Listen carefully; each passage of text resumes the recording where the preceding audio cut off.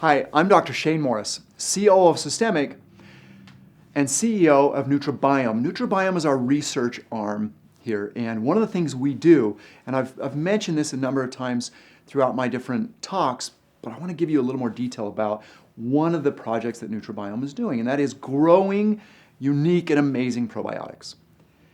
What does that mean? In the beginning, it seemed straightforward. We have probiotics in our world. We've had a number of them over the last decade, for example, in our kefirs and yogurts and ferments, and we know about all the lactobacillus and all the bifidobacterium that we can now grow commercially, and they're sold commercially, and we all have that ability to buy them and use them in our products as well as others.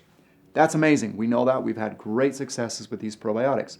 However, after the culmination of research that came out of the microbiome project, we know that that's just the tip of the iceberg. Those probiotics are amazing, but they're just the tip of the iceberg. So we started a research project into new probiotic growth. And these are probiotics that aren't available, and they're commensal. They come from humans. They come from our GI, specifically, mostly colon. And we isolate them from typically feces, from healthy individuals, and then we culture them and study them. And we know from not just our research, but research that was really, global research in the Nutribiome projects, the microbiome projects, we know the organisms that we really want to focus on. And we want to do that in a very deliberate way to give ourselves an opportunity to grow these up and to use them as a future probiotic. In comes the challenge. We thought, that's amazing, let's do it. So we isolated a bunch of organisms and we tried to grow them. Oh goodness, that's where it got difficult. That was over 7 years ago. We are now finally, 7 years later, able to grow these organisms. It has taken us that long to tease out all of the little things that need to happen in order to make these organisms happy and willing to grow outside of our bodies. And that's the story I want to tell you really, really quickly. We now have these organisms. You will start seeing these organisms in the future in our products. And I'm certain that I will make a big deal of it for you so you won't miss it, because they've taken so long and there's so much research that we're doing with them that I want you to be extremely, extremely excited about it and to understand why and how to use them.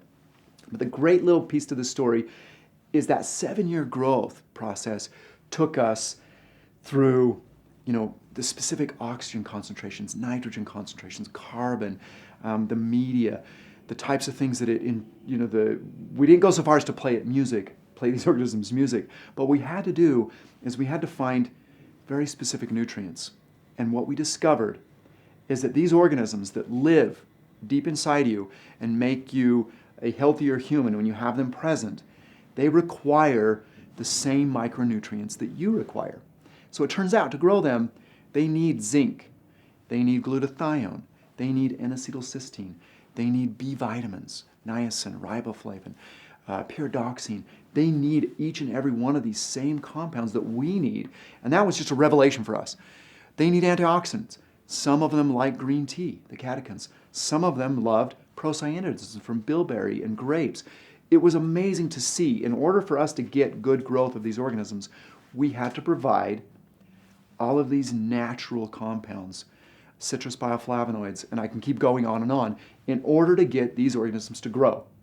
So the moral of the story is, when you start seeing these organisms and you think about these probiotics that we've created, they really love and need the same amazing antioxidants and plant-based compounds and nutrients that our cells need. So let's not forget that instead of thinking them as something different, they're part of us and they need all the same things we need, and it took us 7 years to figure that out. And I thought that would be a really fun story to share with you. Thanks.